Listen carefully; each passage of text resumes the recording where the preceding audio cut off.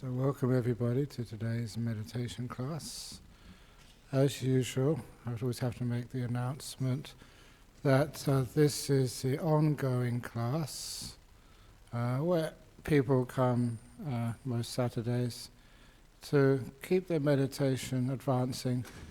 But for those people who come here for the first time, we have an introduction to meditation class which is being held in the room to my right, and that class is there especially just to introduce people to the basics of meditation, just so that this class cannot be sort of too difficult for them. It's not just the teachings in this class is aimed at those people who have meditated before, but even the time when we meditate here for about 40-45 minutes can be a bit difficult for those who haven't meditated at all before. Even if you sit down comfortably, just being able to sit down and make the mind comfortable and peaceful still is a difficult thing for 45 minutes. So here this is for the ongoing class. So, having made that, as I have to do every week, for the meditation class, it's not just, just teaching people when they first come to sit down here what to do. It's also what happens beforehand. So even trying to make a few little changes to my schedule. I just come in here just 5 or 10 minutes before the class starts, just so I can settle down, instead of just talking to people too much beforehand. Because you find that your mind, it is just like a car, it takes a while to slow down. If you are driving one of these huge road trains you see in Australia, then you put the brakes on, it takes maybe a kilometre before you come to a halt. You've got so much momentum. And it's the same with a human being. So if you come in here, you've been chatting and excited, and then when you first come in here, you are still sort of carry that momentum, that disturbance inside. So it's nice, even before you start to meditate, to have a period 5 or 10 minutes before where you just go a bit slower, more peaceful, more relaxed, so that you're prepared when you come in here to be able to relax some more. And it's also the reason, I was talking with one of my fellow monks yesterday, it's one of the reasons why we have a little 15-minute introduction before we start meditating, simply because the speech which I've given, whether you understand it or not, just does serve the purpose to calm people down, to get people in a peaceful state, so that they can, just by the time they shut their eyes, and usually begin at 3:15, by that time they're nice and peaceful. At least they're more peaceful than they were before. So anyway, for the meditation, just be able to calm the body and calm the mind down, to bring it to a rest slowly, because when you force it, you find it doesn't come to a rest at all. The path of meditation is really learning how to be... Oh, all the doors are locked. There's a door to the right over there. Aha. I don't know why they've all been locked today. But anyway, it's okay. It's okay. One door's enough. That's nice and peaceful.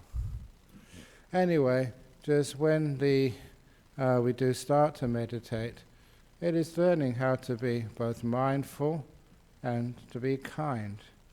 That combination of awareness and kindness is what makes the meditation work. And if one is neither got no mindfulness, no kindness, you always find it goes to a different place. So to be able to be mindful and to be kind, sometimes people have a difficulty understanding what awareness is. You'd think it'd be one of the most easiest of things to understand, but of course it's not. Okay, someone needs to be outside there. People are banging in this way and that way. Okay, now we haven't got the middle path open yet. Okay. The two side ones are open anyway. Excellent. Okay, anyway.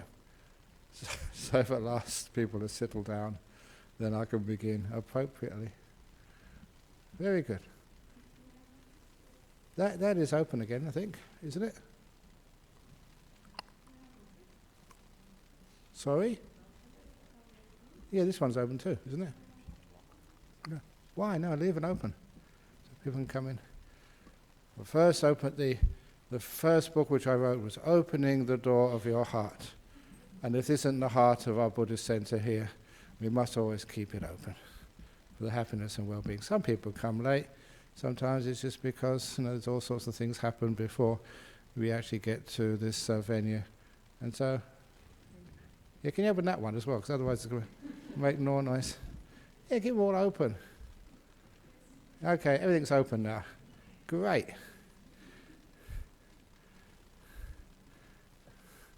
Okay. Okay, let's start from the beginning again.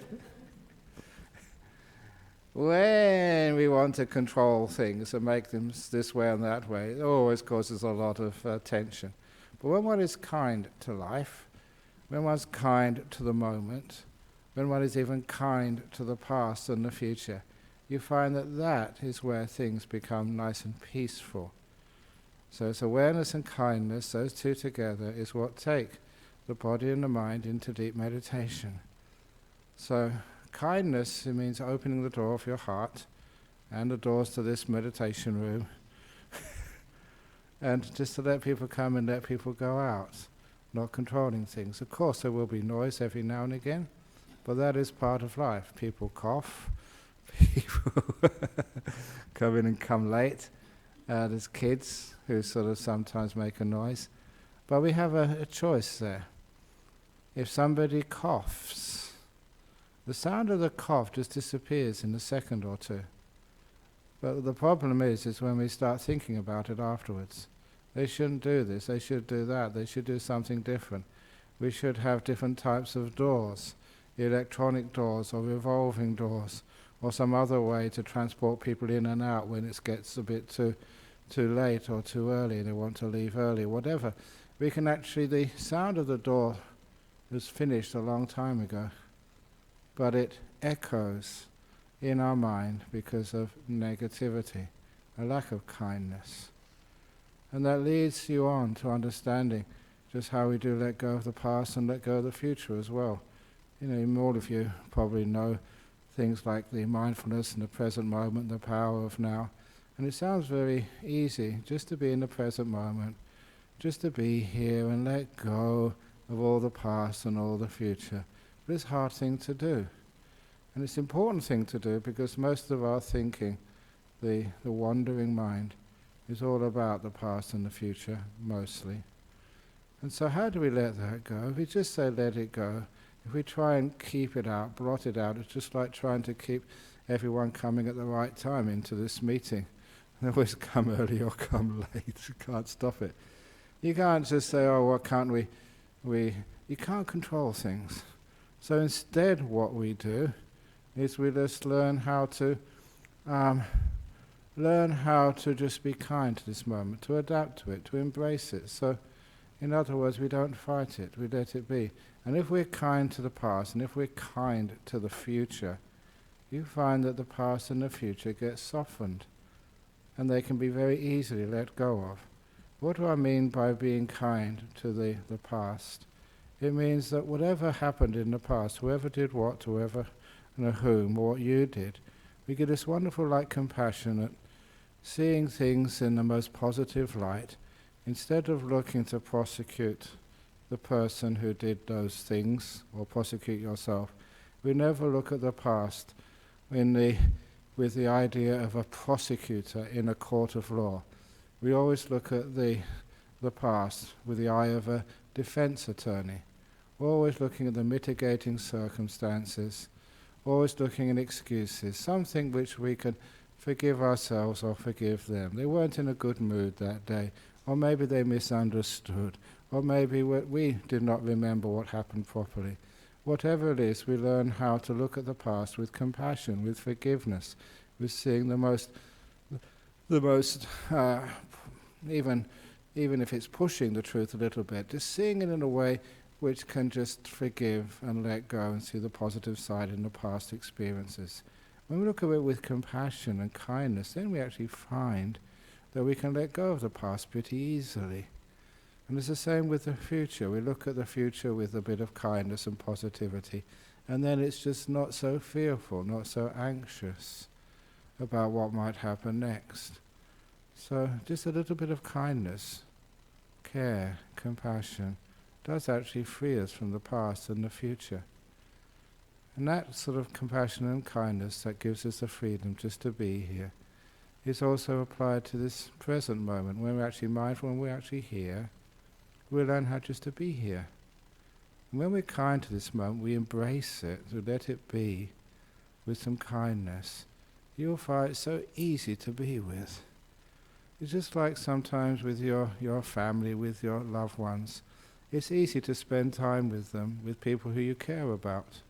And those are the sort of people which we can spend hours with effortlessly because we're the best friends. We love one another. I often say that, I mentioned it just briefly in passing at the end of my talk last night, the way to find solitude and be happy in your solitude is to realize that when you are alone, you can be, if you have the right attitude, you can be with one of your best friends, which is yourself. You're kind to yourself, you care for yourself. So in other words, when you're with yourself alone, you can feel this wonderful sense of being with a really, really good friend. And then you find it's just so easy just to relax with one another. You don't need to force it. The simile which I gave some time ago was the simile of getting a telephone call in the afternoon. And you get a person, say, you answer the phone and said, "Hi, are you free this afternoon?" And you say, "Yeah, I'm free this afternoon." And they said, "Do you want to come for a cup of coffee?" And he said, "Okay." And he said, "We want to go to my coffee shop, not your favourite coffee shop, my favourite coffee shop. And I want you to take a latte. I know you don't like lattes, but I like lattes, so that's what you're going to have. We're going to sit in the back of the coffee shop, not the front where you like. We're going to have a chocolate chip muffin. I know you don't like that, but I like it, so that's what you're going to have. We're going to sit in the back and we're going to talk about politics, because that's really important. None of your spiritual mumbo-jumbo, but politics. And we're going to sit there and got 1 hour. And if somebody comes and tells you where you're going to go, what you're going to talk about, what you're going to eat, and for how long, would you like to spend time with such a control freak? So in this simile, the person says, "Oh, I'm terribly sorry, but I just remembered I've got to go to the dentist. Terribly sorry, maybe next time." And then you hang up, and then just to keep your precepts, you call your dentist and make an appointment as soon as possible. And then as soon as you made the appointment, you get another telephone call from another friend. And the other friend just tells you, "Oh, are you free this afternoon?" "Oh, no, I just got this appointment with the dentist." "Oh, that's terribly sorry about that, because I know this coffee shop you keep telling me about is just really, just such delicious coffee. And the biscuits are just to die for. They're just so amazing. And I know you're always talking about meditation and Buddhism. Even though I don't believe in all of that stuff, he is really interested. So I'd love to spend time so you can explain this thing to me." And when somebody wants to go to the place you want to go to, and drink and eat what you want to drink and eat, and want to talk about things which interest you, what would you do? You'd say, "Okay, I'll be there. I'll cancel my dentist appointment. See you in 10 minutes. And then you spend all afternoon there, simply because you're being with a good friend, someone who respects you, and talking about things which also interest you, which is one of the reasons why you can spend hours being with a good friend, which is one of the reasons you can spend a whole 45 minutes here with no problem at all, just being with an old friend, your mind, not telling it what it should be aware of, not telling it what it's supposed to be investigating, not telling it what it's supposed to be doing, just hanging out together. Two good friends, you, your body and your mind, hanging out together as good friends, enjoying one another's company. That is the reason why We don't wander off. We don't go thinking about other things. We don't go into the past or the future. We just are here, happy, at peace, with a good friend. And you find it soon gets so peaceful and so still, just being with one another. A bit of kindness. But anyway, that will be explained even deeper when we do our meditation, which is going to be beginning now. I'll be leading this meditation for the first 15 or 20 minutes, just giving you a guide about mindfulness and kindness and how those two work together to create a very peaceful state of mind. So if you'd like to get yourself in your meditation posture, whichever that is, it's okay to sit on chairs, okay to sit against the wall, to lean back if you need to. People have their stools, 1 cushion, 2 cushions. People have their whatever they've learnt makes it very easy and comfortable to sit without too much aches and pains. So, you sit down and you close your eyes.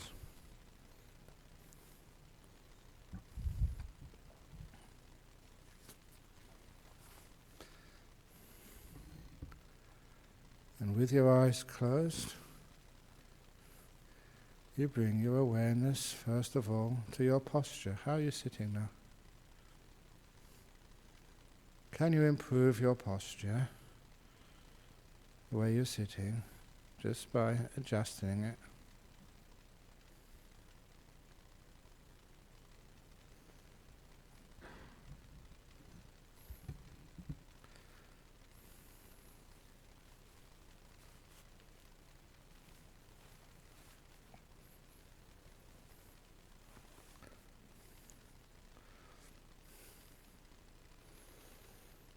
Once you think you have a decent posture, let's get a bit more careful and meticulous with it.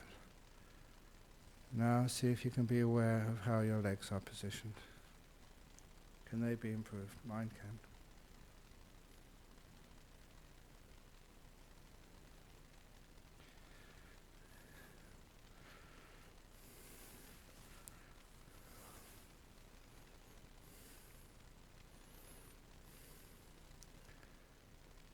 As I was mentioning last night, when you ask a question, that's one very effective way of focusing your mindfulness on one particular area. So I ask my legs, how are you?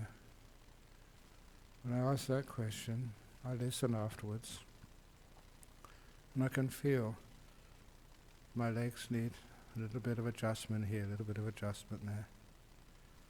The question allows mindfulness to arise.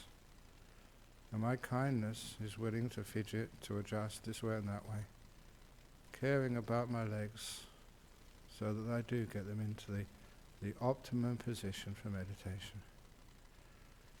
And it's not always the same every time. It's not one posture you keep to all the time, because your body is always changing. And then once my legs are comfortable, I move up my body to my butt, making sure the bottom is well adjusted on the cushion. I like a little cushion under the back, of not too far forward, not too far back. The optimal position, because I know if I don't do this now, later on in the meditation it'll start to get irritable. Aches and pains will start to arise.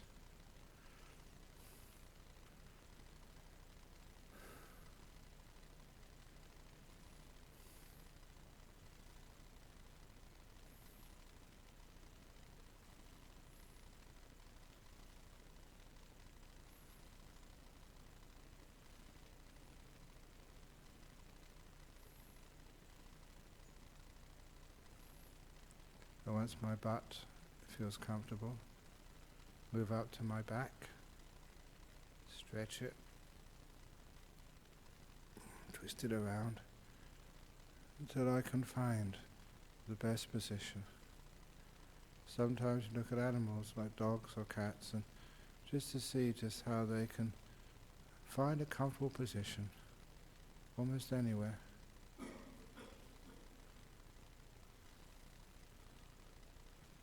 What I'm doing now is being aware of the feelings in my back, mindful of them, aware of them, and being kind enough to move this way, move that way, to find the best position. This is called sort of feedback. Mindfulness allows you to get feedback, and the kindness will stop at the best position. I'm going to check my hands, make sure that they are well positioned, comfortable. With those hands, my arms as well.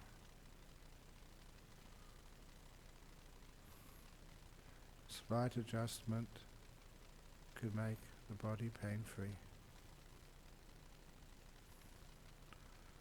Then I relax my shoulders.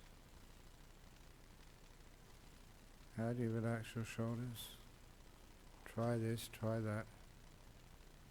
But all the time you are aware of your shoulders, and you find just what works for you.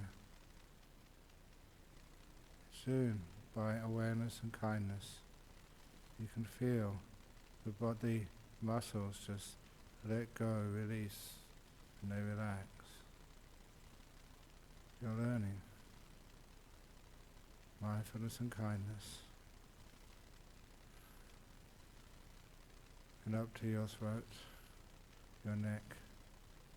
People have neck pains or irritations because they put their head in an uncomfortable position on top of their neck. So you move it until you find the best position for your head. If there's an irritation in the throat, you may cough if you need to. Or just be aware and notice just how the attitude of your mind, how you look at things, will affect the intensity or otherwise of the irritation. If you try and control, things get tense. If you relax, even an irritation, an itch in the throat gets less.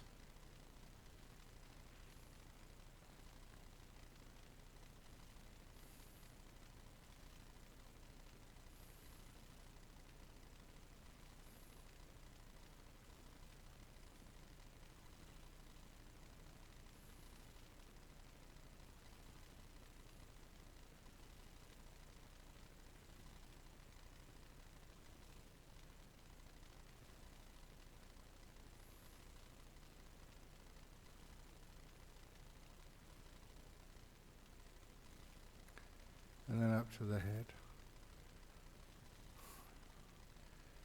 Relaxing the muscles in the face. That's something that's reasonably easy to do. Feel the tightness around my eyes.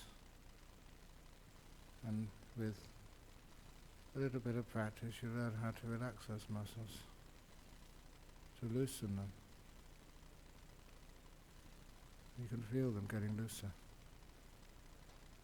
Around the mouth or along the forehead.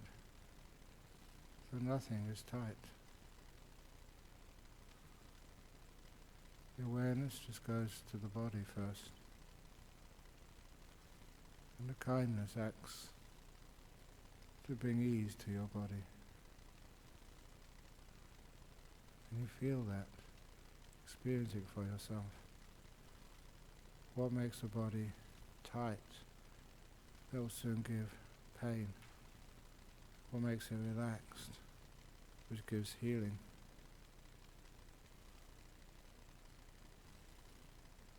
And then I go to an inner part of my body. It's always something which is aching or unbalanced, tight. You go to anywhere in your body which is the most irritating part of your body. A part which you cannot lessen its disturbances by moving. You need something else. And this is what we do. We focus in on that, zoom in on that with our awareness, with our mindfulness. Just focusing on the irritation as totally as possible. So once one has mindfulness awareness of an irritating part of your body, a pain, an ache,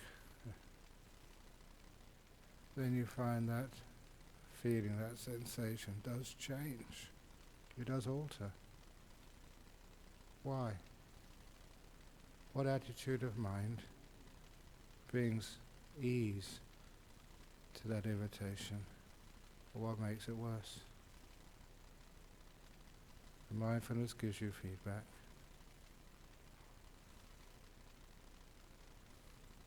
It allows you to learn how to relax, even an internal part of your own body.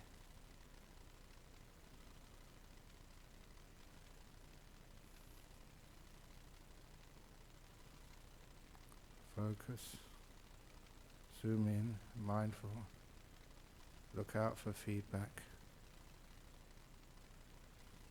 and learn what relaxes you. What you are investigating, what you're getting to know, is kindness. Open the door of your heart to that feeling and observing it getting less intense.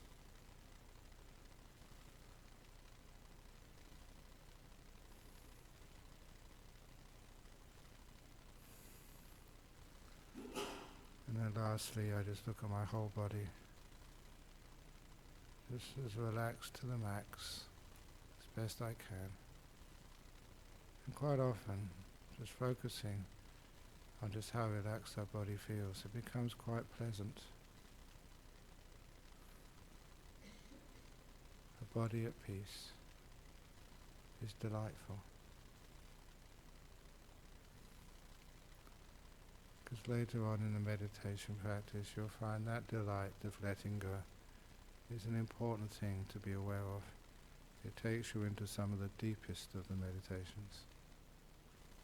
But now we just use it as a place just to rest until we go on to our mind.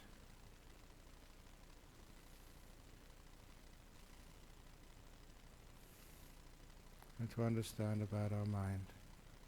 How peaceful are we? Or how irritated are we? What makes it irritated? Is it sound? Or is it our reaction to that sound? Is it expectations? Or this wonderful soft mind which allows things just to develop by themselves? Is kindness, is compassion, is what brings your own mind to peace. Be aware of the peaceometer, how peaceful we are, how agitated we are. Once we're aware of that peaceometer, we soon learn what makes us peaceful. We use feedback to gain insight. That kindness, letting go, allowing things to be, is a way of peace. Fault finding, trying to get goals, you find that leads to more agitation and stress. You can know that for yourself, you feel it.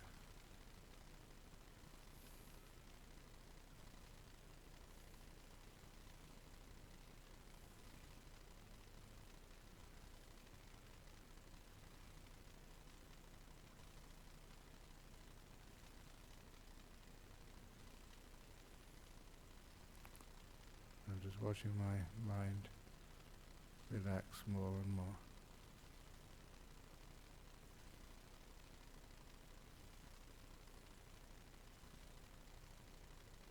When it does get relaxed, pretty peaceful. Again, it's so pleasant. I don't need to escape to the future or the past. Who wants the past or the future when the present moment is delightful? Just being here.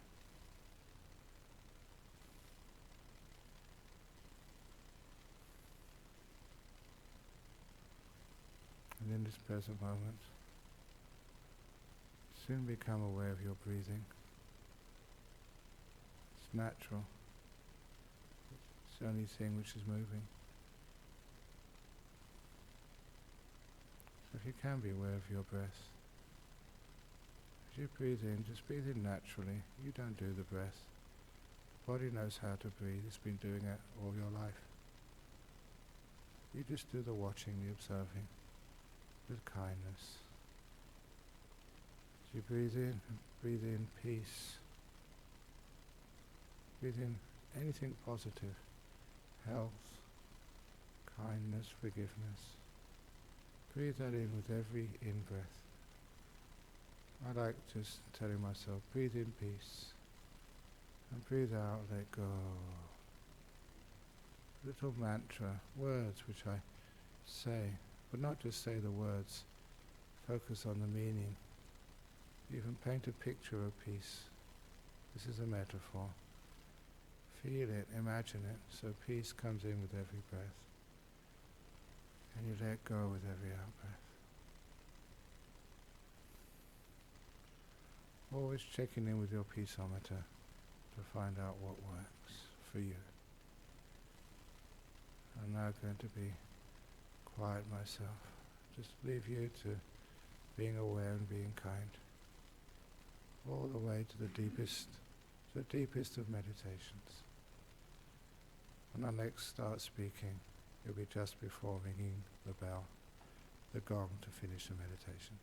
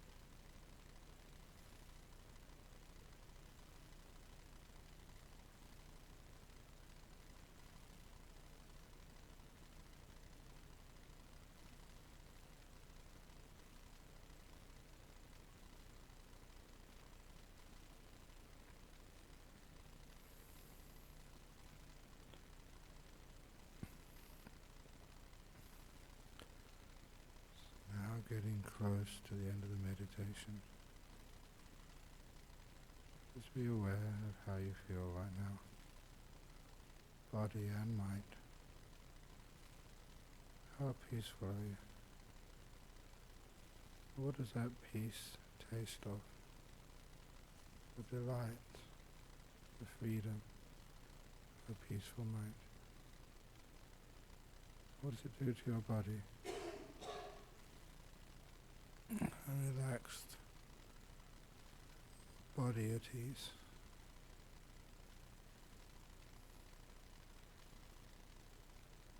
Oh, why? How does this work?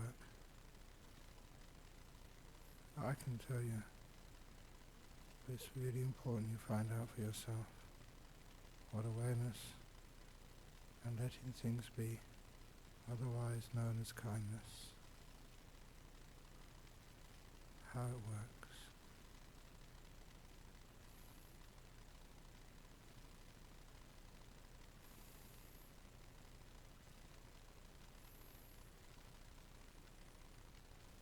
So now ring the gong 3 times. At the end of the third ringing of the gong, it's a signal that you may come out from your meditation.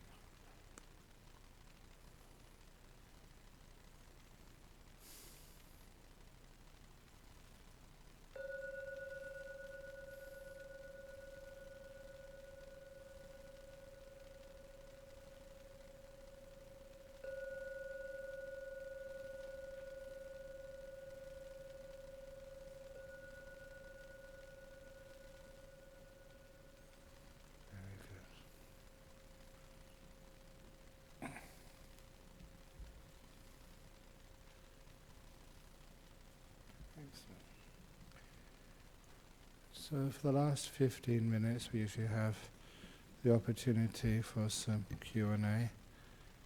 So we do the ones from the internet first of all, and then open up to any questions from the floor. And people maybe get their mind working again. Today we have from North Wales, Poland and Germany. From the North Wales, can you share a few words that I can use to help me overcome my empathetic nature so I don't take on the woes of the world and those very close to me? I find it very tiring. An example about what's happening in the Middle East. If one gets caught up, entangled in other people's woes and problems, it's as if you become part of that. There's no help to yourself or no help to others. As I said in that seminar, which I often quote in Silicon Valley 2 years ago, to disconnect, to connect. Sometimes disconnect to your media so you can connect with oneself. Learn how to find that pyramid in the jungle in that story, in the opening the door of your heart. Climb it up that top of that pyramid until you're out of the world. This was in the Yucatan Peninsula, Tikal. And so you're standing up there in the cool, clear air, not in the jungle, which is hot and humid and oppressive. And you can stand up there and see infinity in all directions. Nothing between you and infinity. And you look down in the jungle, where people are the law of the jungle. And up there, you're free. You also can get an understanding of how this world works. The world always does have some woes in it, some problems and troubles. That's why we learn. It's called suffering. This is not a heaven realm. It's a world of human beings. And it gives the opportunity to us all that when there is suffering, we can learn from it. The old truckload of dung. Instead of worrying about it, do something with it. Dig in that dung. If there's something to do, you give it everything you've got. Most of the time, there's nothing to do.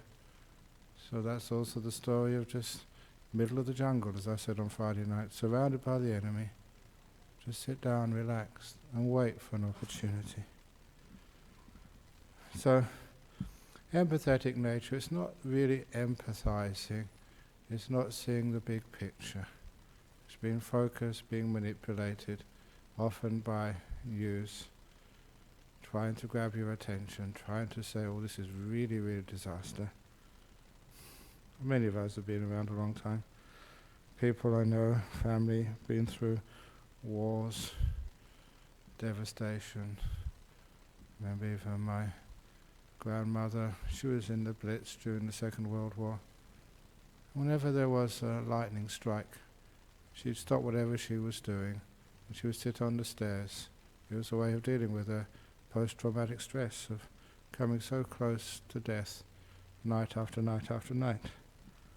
But it didn't stop her being a very kind and wise, wonderful grandma. Woes of the world, put them in perspective. Of course there are two bad bricks in the wall. If all we see is the two bad bricks in the wall, then we get very depressed. Get the bigger picture, get up your pyramid, meditation, retreat, stand back, go into nature, and then you get the better perspective.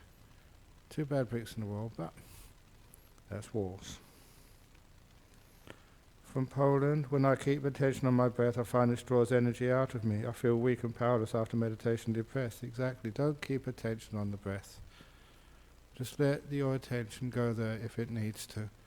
It's a simile I gave about going to a appointment with a so-called friend in a coffee shop, and there your friend tells you exactly what to do, how to do it, when to do it, for how long. Of course you get depressed and anxious and draws your energy away. Imagine you're with a friend who said, what do you want to do? What do you want to drink? How long do you want to stay here? That kindness there creates energy. Control takes energy away from you. So, from Poland, don't keep attention on your breath. Just ask your attention, where do you want to go? What do you want to be aware of? Breath, fantasies, body, peace? You choose, mind. And when I do that to my mind usually goes to something nice and peaceful. But I don't force it. I don't control it. I let it be. Kindness, not control. However, many people think they want to achieve something. They want to get somewhere. They say, well, if I just let my mind go, it will go all over the place. Fair enough. It's much better than controlling it, putting it on the breath, and getting weak, powerless, and depressed. Try another way. Try letting things be. Just being here and being kind. One of the most powerful forms of meditation. Just, you experiment as a monk. And it was using those Emperor's 3 questions, also in that book. It was from Tolstoy, it wasn't from a Buddhist book. Should have been.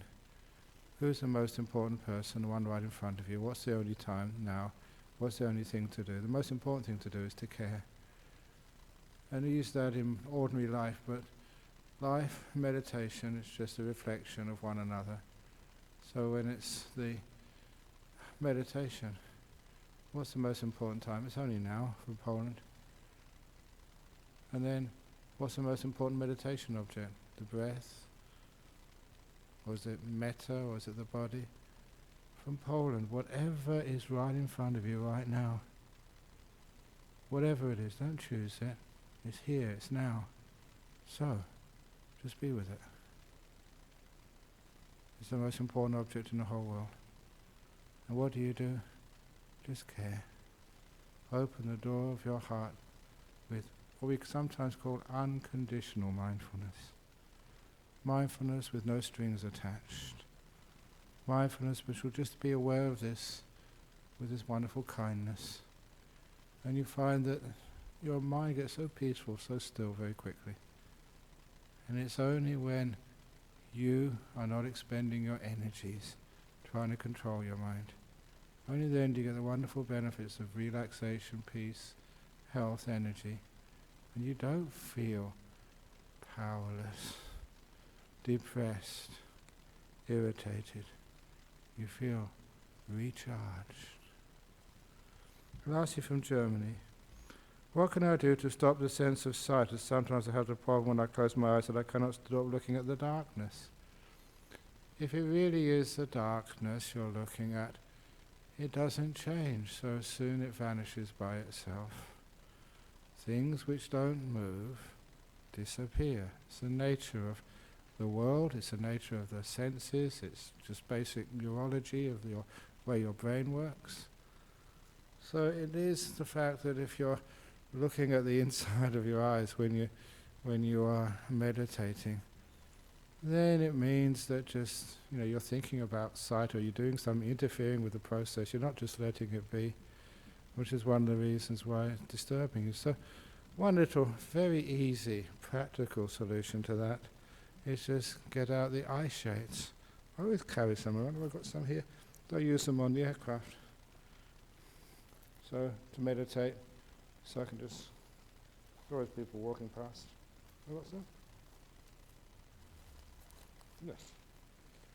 So you put on some eyeshades.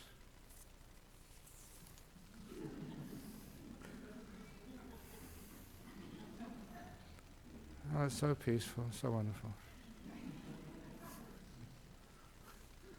So get some eyeshades, and they really work. It's not just a joke. It is. Sometimes when people see these beautiful lights in the mind, the nimittas, which come later, you can read about those in some of the books which I've written. Sometimes, am I seeing this? Is it some light shining in my eyes?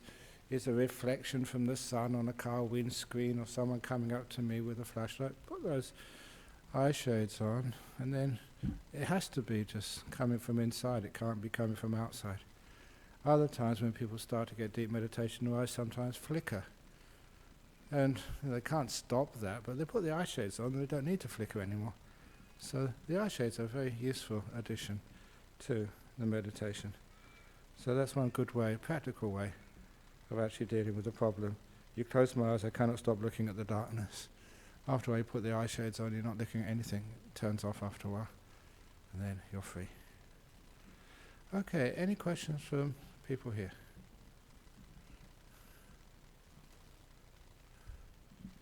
That means you have no questions, so as soon as we pay respects, you're all going to disappear without questions. No, sometimes, you often ask this, even on retreats, we have the opportunity for interviews on these meditation retreats.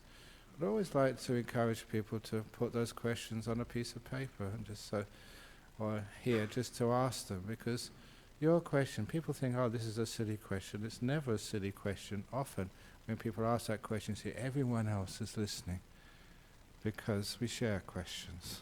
We share the problems of meditation, which means that when you ask a question, it's not just for you, it's for other people as well. And I've seen that a lot.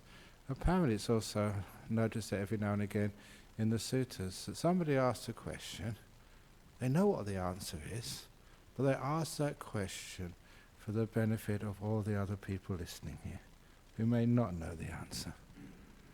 So sometimes when you ask a question, it's for the sake of others.